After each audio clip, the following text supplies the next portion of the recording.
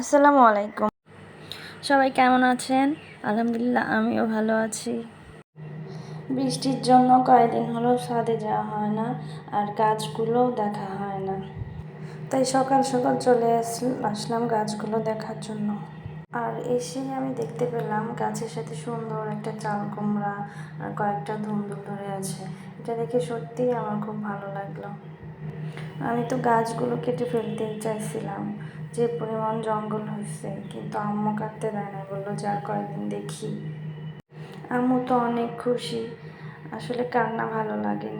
আমার তো মনে হয় সবারই ভালো লাগবে এরকম নিজের গাছ থেকে সবজি তুলতে।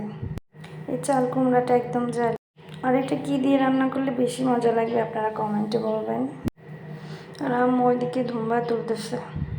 আমি বলছি ওটা ধুম্বা, কিন্তু আম্মু বলছে না এটা ধুন্দুল। আচ্ছা যাই হোক, আপনারা এটাকে কী নামে চেনেন কমেন্টে জানাবেন। আম্মু তুলতেছে আর বলতেছে এতগুলা ধুন্দুল কবে ধরলো।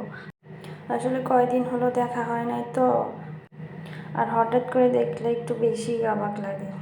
তো যাই হোক, আসসালামু আলাইকুম, সবাই ভালো থাকবেন, আল্লাহ হাফেজ।